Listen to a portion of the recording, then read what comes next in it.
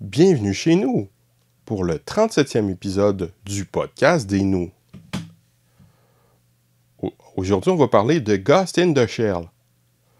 Pas le manga, pas le film animé de Mamoru Oshii, ni même une série animée. On va parler du film live américain. Oui, celui avec Scarlett Johansson. Plongez votre Ghost dans notre podcast.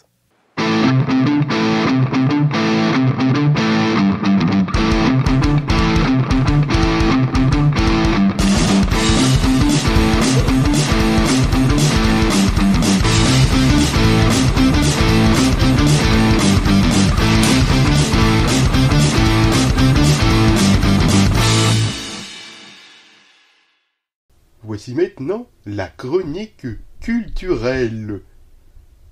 Parce que nous autres, on est culturés, man. Aujourd'hui, je vais vous parler de Ghost in the Shell, le film live américain sorti en 2017. Je dois avouer ne pas comprendre le bashing sur ce film. Oui, ce n'est certainement pas aussi bon que le film animé, ou le manga, ou la série standalone complexe. Mais on devrait être capable d'apprécier un film par lui-même, et non juste en le comparant. Ce film est plus un remake du film animé de Mamoru Oshii qu'une nouvelle adaptation du manga de Masamune Shirow. L'histoire est assez différente, mais ce film s'inspire clairement de plusieurs scènes du film, de sa mise en scène, de son style, allant jusqu'à copier plusieurs plans. Le fait que l'histoire soit différente n'est pas un mal. La nouvelle histoire est assez intéressante malgré quelques défauts.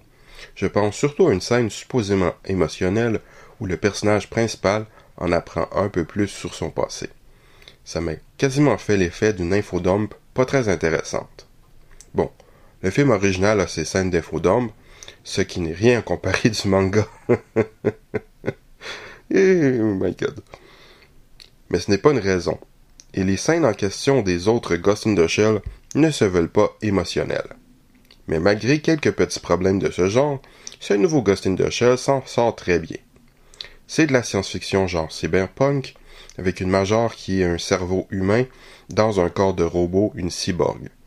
Elle travaille dans une organisation antiterroriste, dans un futur où les gens ont des implants cybernétiques et peuvent se faire hacker le cerveau. Ce qui nous amène bien sûr à nous poser des questions sur ce qu'est l'humain, sur l'esprit et ce genre de choses. Grosse différence avec les autres versions, elle serait la première, le prototype d'une nouvelle technologie.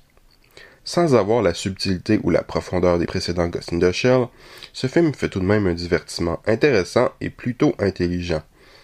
Le visuel s'inspire clairement du film animé, ce qui n'est pas un mal comme l'a déjà prouvé Matrix. Certains effets spéciaux ne sont pas parfaits, mais l'ensemble est réussi.